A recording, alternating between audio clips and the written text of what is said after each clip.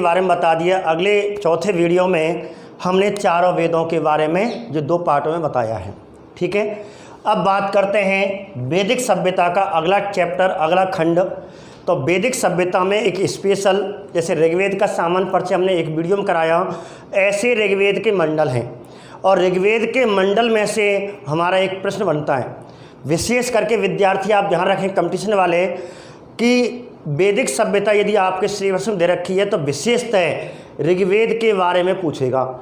ऋग्वेद का सामान्य परिचय और ऋग्वेद के मंडल में से एक क्वेश्चन आपको 100%, यदि 4 प्रश्न आते हैं तो एक प्रश्न ऋग्वेद में से 100% आएगा। ये 100% है, यो मान लो।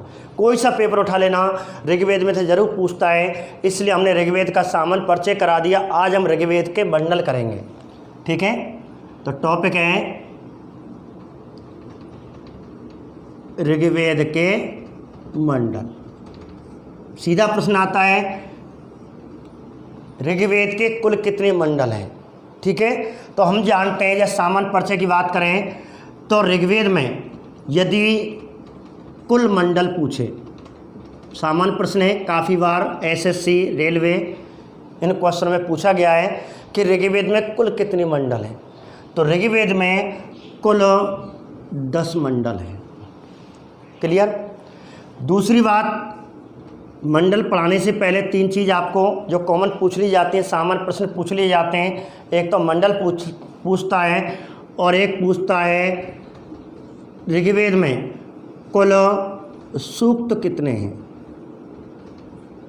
तो आपको 1028 सूक्त करना है।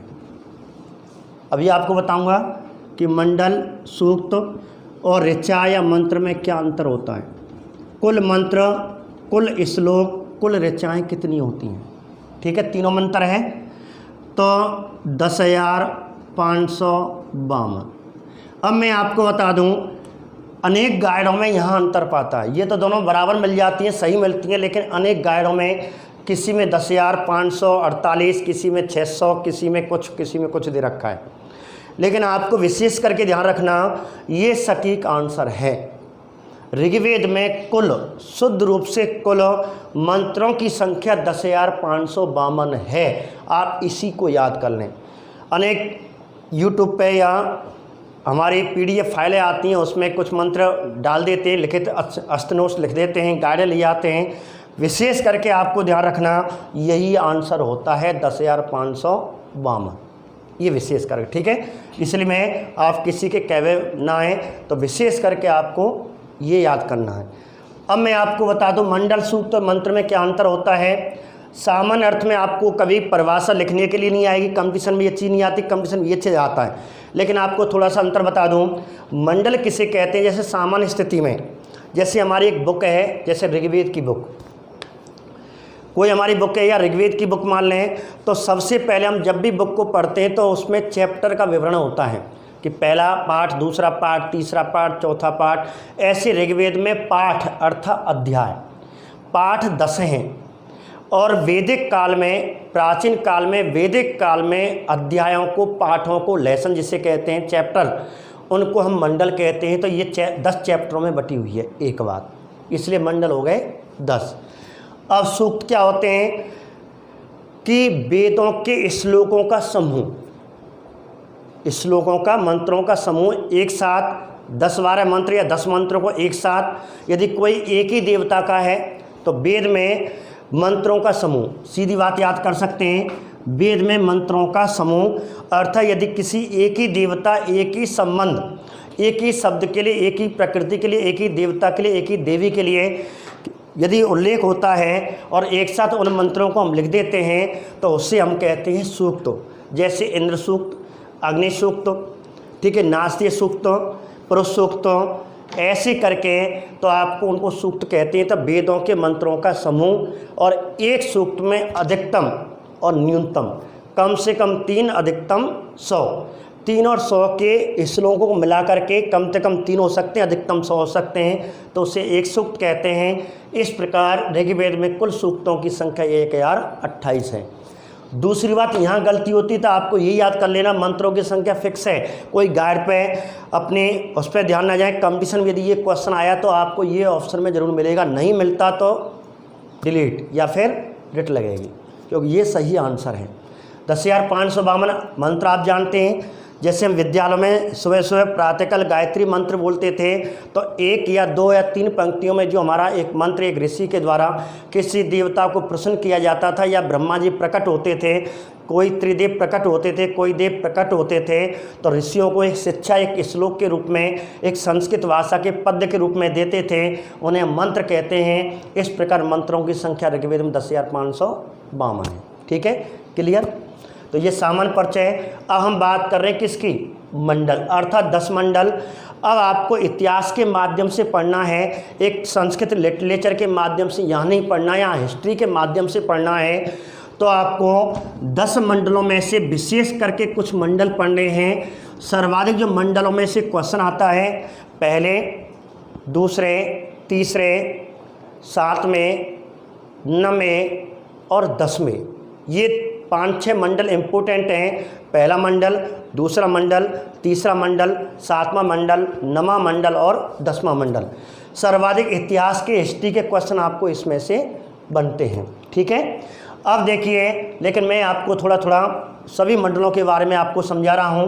तो बात करते हैं पहले मंडल की। पहला मंडल, अब पहले मंडल में से प्रश्न क्या बनेगा कि ऋग्वेद के पहले मंडल में अनेक देवताओं का उल्लेख है, विशेष करके आपको ध्यान रखना है। एक बात और आपको विशेष करके कि ऋग्वेद का जो पहला मंडल है, पहला मंडल, और ऋग्वेद का जो 10वां मंडल है, इन्हें सामूहिक रूप से छपक या छपड़क, ठीक है, छपक मंडल या छपड़क मंडल कहते हैं। ये सीधा प्रश्न बनता है। छपक मंडल में ऋग्वेद के कौन से मंडल आते हैं, पहला और 10वां। एक तो 10 नहीं, पहला और 10वां। क्यों, अब अर्थ क्या है, छपक मंडल का मतलब है कि पहले मंडल में और 10वें मंडल में, पहले मंडल में और 10वें मंडल में सूक्तों की संख्या, श्लोकों की संख्या, सूक्तों की संख्या बराबर है।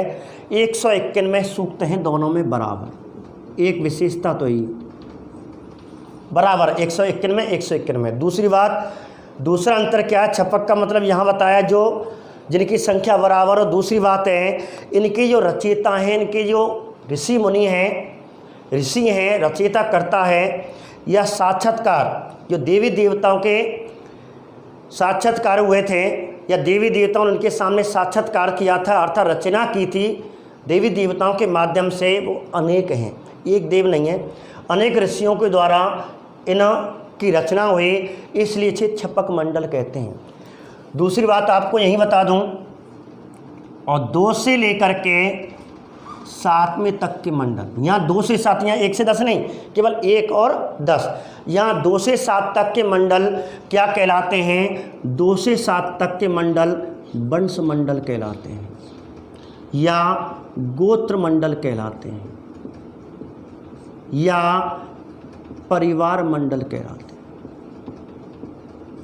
अर्थात 2 से लेकर 7 तक के मंडल गोत्र मंडल, परिवार मंडल, वंश मंडल कहते हैं। क्यों, क्योंकि पहली बात, प्राचीन काल के सबसे पहले प्रारंभिक ऋषियों का यहाँ उल्लेख है।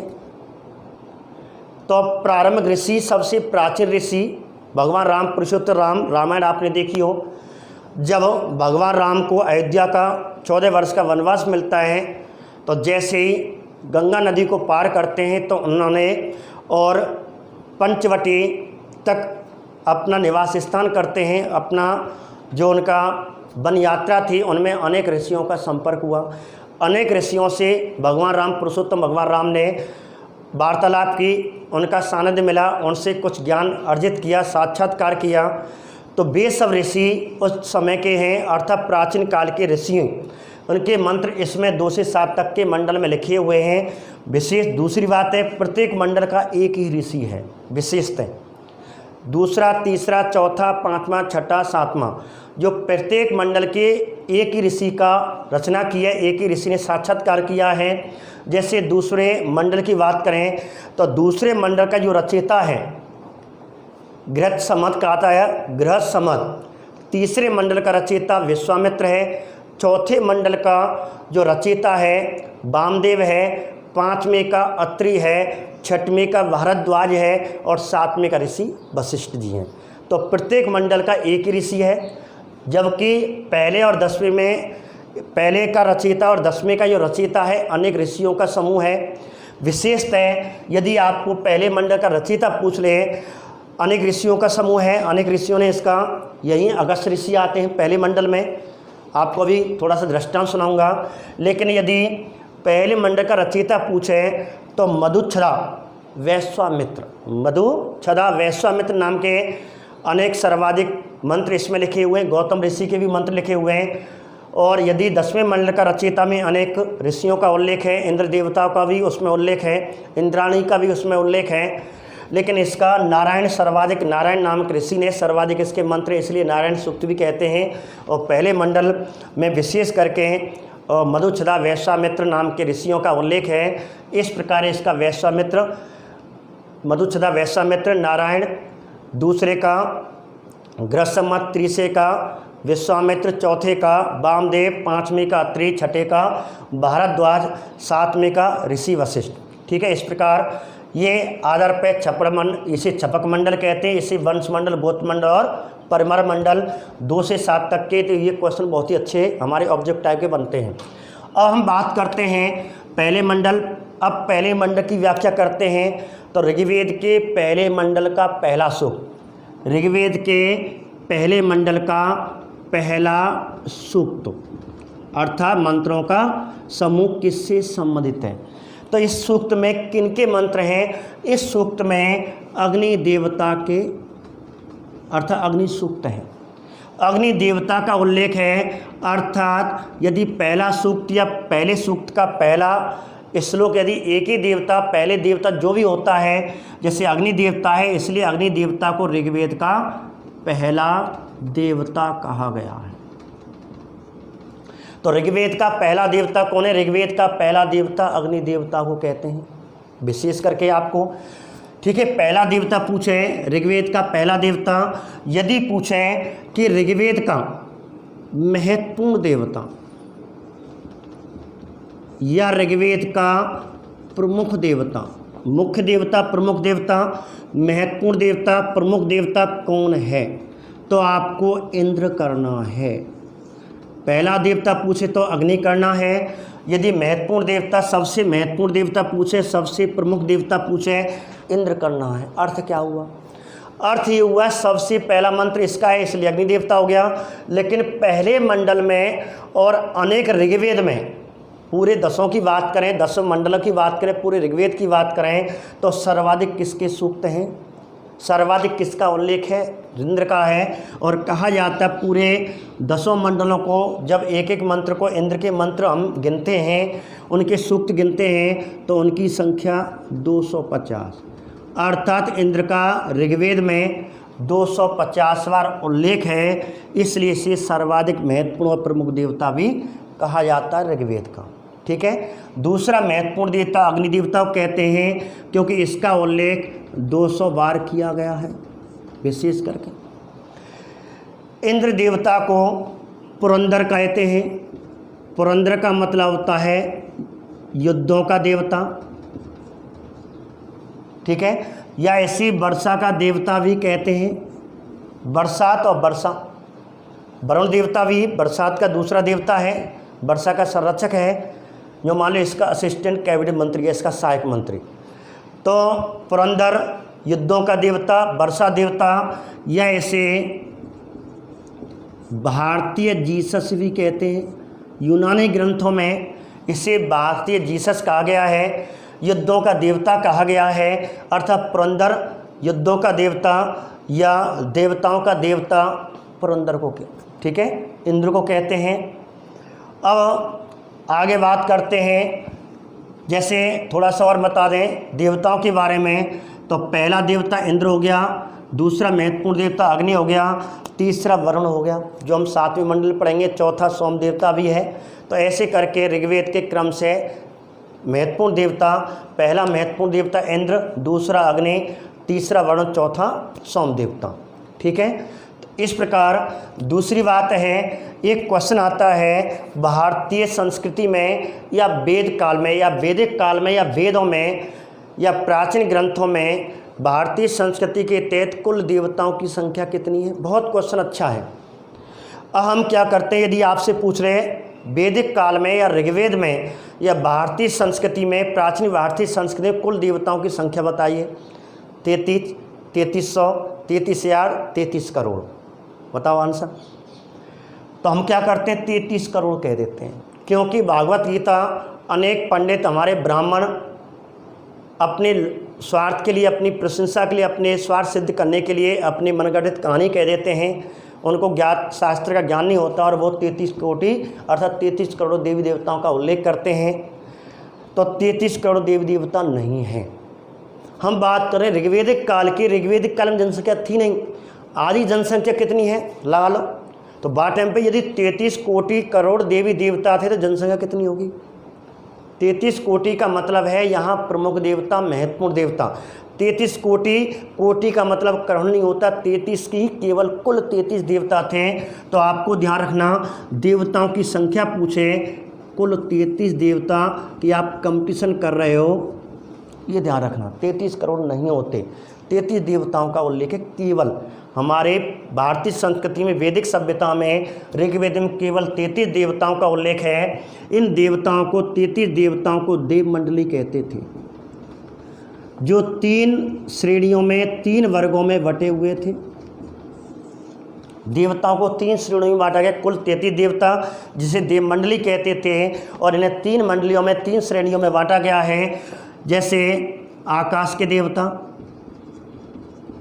अर्थात आकाश में जो आपको दिखाई देते थे, आकाश में जो प्रकट होते थे, सूर्य देवता जी प्रकट हो जाते हैं, चंद्रमा देवता जी प्रकट हो जाते हैं, ऐसे भगवान विष्णु प्रकट हो जाते हैं, ध्यो, अदिति, लक्ष्मी माँ, ये सब आकाश में जो हमें प्रकट हो जाते थे, जो मान लो आपको याद करना, आकाश में दिखाई देने वाले आकाश के देवता।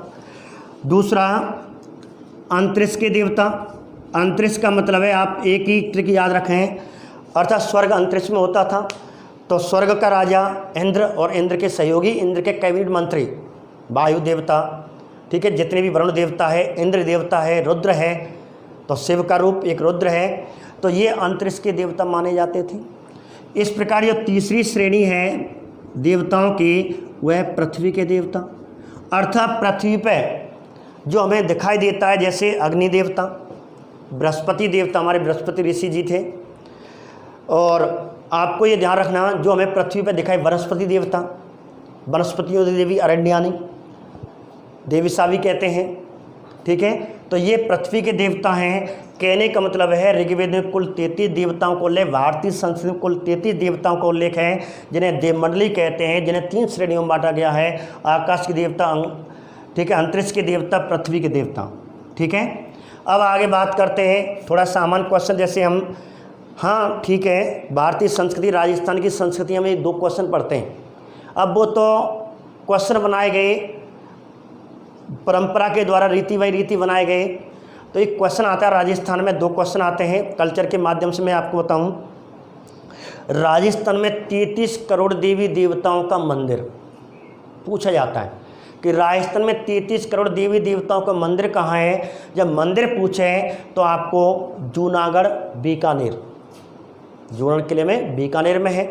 और 33 करोड़ देवी देवताओं की साल राजस्थान पूछा जाता है। 33 करोड़ देवी देवताओं की साल कहाँ है, तो आपको मंदौर, जोधपुर में है। अब ये तो प्रचलित है, ये तो क्या है, बना दी गए, और कुछ बीच में कुछ ब्राह्मण, कुछ पुरोहित ऐसे आए जिन्होंने अपने लाभ सिद्ध करने के लिए व्याख्या कर दी, और वही व्याख्या हमने बना ली। तो ये ध्यान रखना, 33 कोटि करोड़ देवी देवता नहीं होते, तो आपको 33 देवता होते हैं। बहुत अच्छा प्रश्न है ये, आपको ध्यान रखना है। ये आपका पहला मंडल हुआ। और एक यदि क्वेश्चन पूछा है, थोड़ा एक बार बता दूं कि ऋग्वेद का पहला देवता कौन है, तो आपको अग्नि देवता करना है। और ऋग्वेद की पहली देवी पूछे तो भाई पहला देवता हो गया, पहली देवी भी पूछ ली। इन्हीं देवियों में पहली देवी, तो ऋग्वेद की पहली देवी किसे कहा गया? ऑप्शन में आपको चारों देवी डाल दी, दुर्गा, सरस्वती, ठीक है, सती, सावित्री, पार्वती, जैसे आपको 4 देवी रख दी। तो लक्ष्मी, तो आपको ध्यान रखना ऋग्वेद की पहली देवी लक्ष्मी है, ठीक है, जो भगवान विष्णु की पत्नी थी। तो आपको ध्यान रखना। तो ये करके आपका पहला मंडल हुआ। दूसरा मंडल यही है और कोई क्वेश्चन नहीं बनता। 2 से लेकर के 7वें तक के मंडल वंश मंडल, गोत्र मंडल, परिवार मंडल कहलाते हैं, क्योंकि इनके प्रत्येक मंडल का रचयिता अलग अलग है, प्रत्येक ऋषि अलग अलग है, इनका रचयिता अलग अलग है, इसलिए इसे वंश मंडल, गोत्र मंडल, परिवार मंडल कहते हैं। सबसे प्राचीन ऋषियों के इसमें श्लोक हैं, सूक्त हैं, और इसका रचयिता गृहस्थमद है, ठीक है। बस इतना ध्यान रखना और इसमें ज़रा क्वेश्चन नहीं पूछेगा। हाँ, यदि एक क्वेश्चन पूछ ली जाए कि निम्न में से, भाई ये सब 2 से 7 तक के मंडल प्राचीन मंडल है, सीधा क्वेश्चन पूछेगा, तो 2 से 7 तक के मंडलों को प्राचीन मंडल कहते हैं। यदि अलग कर दिए, पहला मंडल, ऑप्शन में दूसरा मंडल, 7वां मंडल और 10वां मंडल। अब क्वेश्चन दे दिया सबसे प्राचीनतम मंडल कौन है। अब ये क्वेश्चन, अब आपको कन्फ्यूजन हो जाएगा कि सबसे प्राचीनतम मंडल कौन है। ऑप्शन में पहला मंडल, दूसरा मंडल, 7वां मंडल और 10वां मंडल। तो बच्चे क्या अर्थ लगाते हैं? प्राचीनतम या तो पहला हो या फिर 10वां हो। नहीं, तो ध्यान रखना प्राचीनतम मंडल पूछे तो आपको 7वां करना है, क्योंकि 7वें का जो रचयिता है ऋषि वशिष्ठ थे। वही ऋषि वशिष्ठ भगवान राम के समय, भगवान राम से पहले काफ़ी समय पहले जन्म हुआ था। तो आपको बता दूं कि प्राचीन काल के ऋषि मुनि हजार सालों जीते थे, अपनी इच्छा से मृत्यु धारण करते थे, तो हजारों की सालों की संख्या में इनकी उम्र हुआ करती थी। तो ऋषि वशिष्ठ वही हैं जिनके कहने पर, जिनकी आज्ञा से राजा दशरथ ने भगवान राम और उनके छोटे भाई लक्ष्मण को विश्वामित्र के साथ वनों में भेजा था। यज्ञ में व्यवधान करते थे, तारकासुर राक्षसनी मारी थी, अनेक राक्षसों का दमन किया था। और विश्वामित्र उसी समय जब इन्हें जंगल में ले गए थे, भगवान राम और छोटे भाई लक्ष्मण को साथ में लेकर के जनकपुरी स्वयंवर में गए थे, माता सीता के स्वयंवर में। और इस प्रकार वहाँ वरमाला कहते परशुराम जी का, शिव जी का दिया हुआ धनुष तोड़ा था। इस प्रकार स्वयंवर के रूप में कहा जाता है कि सीता ने भगवान राम को सुना, लेकिन कहा जाता है कि विवाह ना होकर के विवाह में ये प्रस्ताव रखा था। क्वेश्चन भी आता है, इनका प्रेम विवाह नहीं था, इनका स्वयंवर गंधर्व विवाह नहीं था, इनका ब्रह्म विवाह था। कि जब जैसे धनुष तोड़ देते तो स्वयंवर तो चर्चित हो गया, ठीक है भाई, जैसे कहते छोरा देखे आई, तो लड़का पसंद आ गया। इसका कहने का मतलब तुरंत ही विश्वामित्र ने कहा कि हम चाहते हैं कि ब्रह्म विवाह हो, हम चाहते हैं कि माता पिता के सामने ब्रह्म विवाह, सभी को सामने। इस प्रकार बारात बुलाई गई थी, आपने देखा होगा रामायण में। और चारों कहते हैं 2 भाई और भी आए थे, भरत भी आए थे, इस प्रकार पूरी बारात आई थी। और वहीं प्रस्ताव रखा था, इस प्रकार जनक के छोटे भाई की अन्य 2 पुत्रियों से भी कहते हैं कि भरत का और शत्रुघ्न का भी विवाह हुआ था, चारों भाइयों का विवाह हुआ था, बारात आई थी। अर्थात जब बारात आती है पूर्ण रूप से संस्कार होता, दावत होती, पूरा समाज आता है, उससे ब्रह्म विवाह कहते हैं, जो भारतीय समाज में वर्तमान में सर्वाधिक चर्चित है। भगवान राम का विवाह ब्रह्म विवाह था, गंधर्व विवाह नहीं था। ध्यान रखना, क्योंकि विवाह 8 प्रकार के हम ऋग्वेद में आपको उत्तर वैदिक काल में चर्चित होंगे, उनकी व्याख्या बताएंगे। इस प्रकार कहते हैं, ये आपका हुआ पहला मंडल और ये दूसरा मंडल हुआ। अब बात करते हैं तीसरे मंडल की। अब तीसरे मंडल में क्या है? तो तीसरे मंडल में किसका उल्लेख है? तीसरा मंडल मैंने आपको पहले बता दिया, 2 से लेकर 7 में तक के मंडल एक ही ऋषि के संबंध में। और तीसरे मंडल का जो रचयिता है और वह कौन है? आपका विश्वामित्र जी हैं, जो अभी चर्चा चल रही थी तीसरे मंडल। और विश्वामित्र ने तीसरे मंडल में विश्वामित्र का सबसे शक्तिशाली, सबसे पवित्र ग्रंथ, भारत का सबसे शक्तिशाली महत्वपूर्ण जो कहा जाता है सूक्त या मंत्र कहा जाता है, उसे गायत्री मंत्र कहते हैं। और गायत्री मंत्र की रचना विश्वामित्र ने की थी। कहा जाता है कि विश्वामित्र एक राजा थे, उत्तर भारत में एक वंश में राजा थे, छोटे से साम्राज्य के राजा थे। और विश्वामित्र क्षत्रिय थे, कहने का मतलब है ब्राह्मण पीछे बने। मैंने आपको बताया था कि वैदिक काल में जो जातियों का आधार था, वर्ण का जो आधार था, वो कर्म था, गुण था। इस प्रकार कहते हैं, इनकी एक कथा मिलती है कि विश्वामित्र पहले एक राजा थे और इस प्रकार शिकार खेलने जाते हैं और राजा हमारे ऋषि वशिष्ठ के आश्रम के आसपास एक गाय को देखते हैं। गाय बड़ी कामधेनु थी और उन्होंने एक इसकी लीला देखी कि ये ऋषियों को खाना परोस रही है। इस प्रकार आर्थिक व्यवस्था ये करती थी, सभी कार्यों को खाने पूर्ति वस्तु विनिमय का साधन करते थे। और विश्वामित्र ने ऋषि वशिष्ठ उस गाय को मांगा, लेकिन वशिष्ठ ने देने से मना कर दिया। इसलिए इस कामधेनु को लेकर के विश्वामित्र और वशिष्ठ में युद्ध हुआ था और वशिष्ठ की सेना का नेतृत्व कामधेनु गाय ने ही किया था। इस प्रकार कहते हैं विश्वामित्र की हार हुई और विश्वामित्र ने उसी दिन दृढ़ निश्चय कर लिया कि मुझे कठोर तप करना है। और इस प्रकार कहते हैं विश्वामित्र कंदराव में गए और इस प्रकार गायत्री मंत्र की रचना की। इस प्रकार आगे और भी कहानी है। कहते हैं गायत्री मंत्र जब रचना करते हैं उसी समय इक्ष्वाकु वंश का राजा और राजा राम का कोई वंशज था, पहले राजा के पहले हुआ था, त्रिशंकु नाम का राजा आता है और इस प्रकार विश्वामित्र से स्वर्ग की कामना करता है, मुझे जीते जी स्वर्ग पहुंचा जाए। तो कहते हैं कि विश्वामित्र अपने मंत्रों से, अपनी गायत्री मंत्र, अपनी शक्तियों से, अपने तप से और इस इक्ष्वाकु वंश के राजा त्रिशंकु को स्वर्गलोक भेज रहा था अपनी शक्ति से। उसी समय कहते हैं जब स्वर्ग की चिंता हमारे इंद्र देवता को हो जाती है, इंद्र देवता इसकी शक्ति, इसके तप को नष्ट करने के लिए कहीं ये त्रिशंकु ऊपर नहीं आ जाए, इंद्रलोक में नहीं आ जाए, स्वर्गलोक में ना जाए, तो मुझे राजगद्दी छोड़नी पड़ेगी, ये इंद्र बन जाएगा। इस प्रकार कहते हैं कि उसने अपनी शक्तियों का प्रयोग किया। और आप जानते हैं इंद्र के दरबार में अनेक अप्सराएं हुआ करती थीं, तो रम्मा नाम की अप्सरा थी, रम्मा को भेजा। इस प्रकार विश्वामित्र ने रम्मा को पत्थर की मूर्ति बना दिया। और इस प्रकार दूसरी मेनका भेजी जो अप्सराओं की महारानी थी, अप्सराओं की कहते हैं सर्वश्रेष्ठ अप्सरा थी, मेनका को भेजते हैं। इस प्रकार मेनका विश्वामित्र का मोहभंग कर देती है, लेकिन विश्वामित्र नाराज हो जाते हैं, उसे मोहभंग करने के कारण तपस्या भंग कर देते हैं। विश्वामित्र जैसे इसको अभिशाप देने लगते हैं, तुरंत ही मेनका उसके पैर पकड़ लेती है कि ऋषि मुनि जी, मैं आपका तप भंग करने लिया, मैं तो आपसे प्रभावित हूँ, मैं आपसे प्रेम करती हूँ, मैं आपसे विवाह करना चाहती हूँ, मैं आपको अर्धांगिनी बनना चाहती हूँ। इस प्रकार कहते हैं विश्वामित्र और मेनका का विवाह हुआ। आजीवन शर्त हुई थी कि मेनका और विश्वामित्र के मध्य एक संधि हुई थी और मेनका ने कहा कि मैं आजीवन आपकी क्या रहूँगी, पत्नी रहूँगी, क्योंकि विश्वामित्र ने कहा कि जो अप्सराएं आती हैं वो मोहभंग करके कुछ समय तक रहती हैं, एक दो दिन नहीं और यहाँ से चले जाती हैं। लेकिन उसने कहा कि मैं आपको श्राप नहीं दूंगा, लेकिन आपको आजीवन मेरी पत्नी बन के रहना है, आप स्वर्गलोक नहीं जाओगे। तो मेनका ने भी शर्त रखी थी मैं आपसे विवाह करूँगी, मैं आपसे विवाह करूँगी, लेकिन मेरी शर्त है कि आप पुत्र या पुत्री की संतान की इच्छा नहीं चाहोगे। और इस प्रकार मैं आपके आजीवन तन मन धन से आपकी सेवा करूँगी, लेकिन मैं आपको संतान उत्पन्न नहीं करूँगी। यदि आपको संतान की इच्छा हुई तो मैं आपको संतान उत्पन्न करके स्वर्गलोक चली जाऊँगी। यदि आपको आजीवन मुझे अपनी धर्मपत्नी बना के रखना है तो आपको यह संधि करनी। इस प्रकार दोनों के मध्य ये संधि हुई। अब कहते हैं जब विवाह हो जाता है तो घरवाली 1-2 साल तो अच्छी लगती हैं और 1-2 साल बीती। इस प्रकार अंतिम इच्छा हुई। विश्वामित्र ने एक दिन मेनका से कहा कि मैं एक संतान, तुम जैसी सुंदर और मुझे जैसा एक बुद्धिशाली, मुझे एक संतान चाहिए।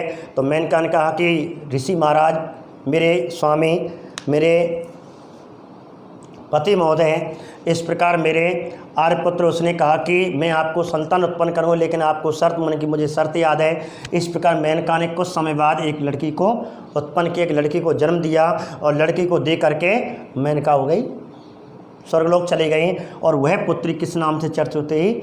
वह पुत्री शकुंतला के नाम से।